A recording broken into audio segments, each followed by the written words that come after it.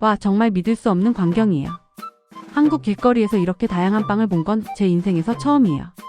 솔직히 처음에는 눈을 의심했어요. 프랑스에서는 길거리에 이렇게 많은 빵이 널려 있는 걸 상상조차 할 수 없거든요.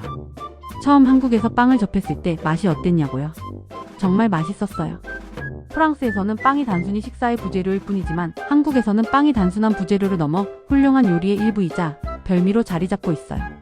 식사할 때마다 빵이 무료로 제공되거나 쉽게 구할 수 있다는 점도 놀라웠어요. 그리고 한국의 쑥빵, 소세지빵, 마늘빵 같은 특색 있는 빵들은 정말 신기했어요. 어릴 때 혼자 외출하면 가장 먼저 빵집으로 향하던 기억이 떠올랐어요. 빵을 고르고 계산하고 사람들과 짧게 대화를 나누며 사회성을 배우던 경험도 생각났죠. 빵 가격이 얼마나 중요한지도 흥미로웠어요. 프랑스에서는 빵 가격 때문에 파업이나 시위, 심지어 혁명이 일어난 적도 있거든요. 1789년 프랑스 혁명의 한 원인도 바로 빵값 상승이었다고 해요. 그 당시 미카로 가격이 급등해서 일반 시민들이 굶주렸고 그 결과 사회적 혼란과 혁명이 발생했다고 해요. 지금은 그 정도는 아니지만 바게트 크기가 점점 줄어드는 건 여전히 사실이에요. 그럼에도 한국에서는 이렇게 다양한 종류의 빵을 접할 수 있다는 사실이 정말 충격적이었어요. 한국의 빵은 종류가 정말 다양합니다. 소세지빵, 마늘빵, 피자빵, 꽈배기, 호두과자, 잡채빵 등 종류가 끝없이 많아요. 프랑스에서는 일반적으로 3종류 정도의 빵만 즐기는데 한국에서는 선택의 폭이 훨씬 넓고 맛과 모양 모두 다양해요. 한국의 빵은 단순한 디저트를 넘어 한 끼 식사로 충분히 즐길 수 있어요. 특히 소세지빵과 잡채빵 같은 한국식 퓨전빵은 외국인 입장에서 정말 신기해요. 프랑스에서는 빵 안에 잡채 같은 재료를 넣는 경우는 거의 없거든요. 하지만 한국에서는 잡채와 빵이 함께 조화를 이루어 새로운 맛의 경험을 선사해요.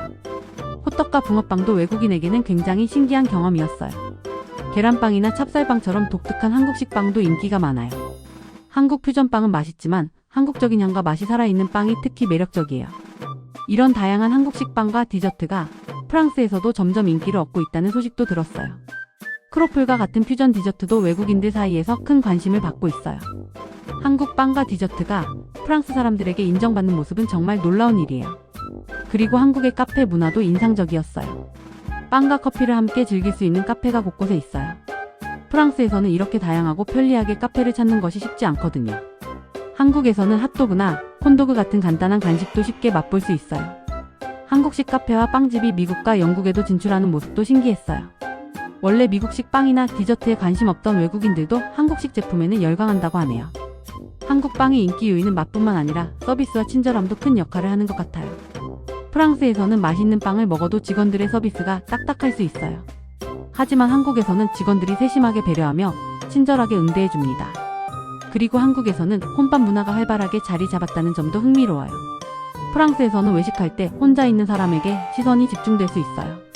하지만 한국에서는 혼자서도 자유롭고 편하게 식사를 즐길 수 있죠. 15년 전만 해도 한국에는 혼밥 문화가 거의 없었지만 지금은 완전히 달라졌어요. 특히 고기 뷔페나 찌개, 탕 같은 음식도 혼자서 충분히 즐길 수 있어요. 뜨거운 음식을 바로 먹는 문화도 흥미로웠어요. 프랑스에서는 음식이 너무 뜨거우면 잠시 식혀야 하지만 한국에서는 삼계탕, 감자탕처럼 뜨거운 음식도 바로 먹는 걸 선호합니다. 심지어 여름에도 뜨거운 음식과 차가운 음료를 함께 즐기는 문화가 있어요.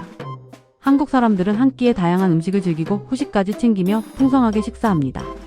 외국인 입장에서 보면 이런 식문화는 놀랍고 신기한 경험이죠.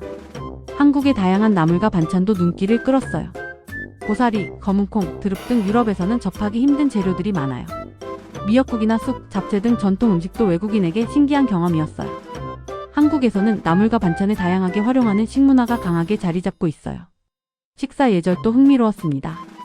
조선시대부터 이어진 두 손으로 숟가락을 사용하는 습관, 식사 중 소리 내지 않고 예의를 지키는 문화는 한국만의 특징이에요.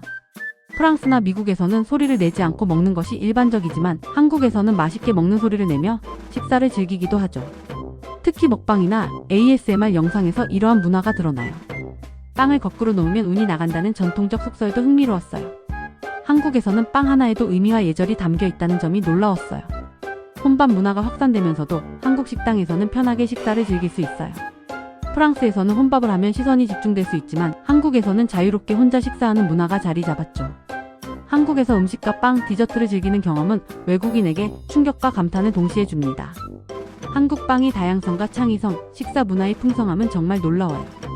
프랑스와 비교해보면 한국 식문화는 독창적이고 풍부하며 외국인에게 새로운 경험과 즐거움을 주는 매력적인 문화예요.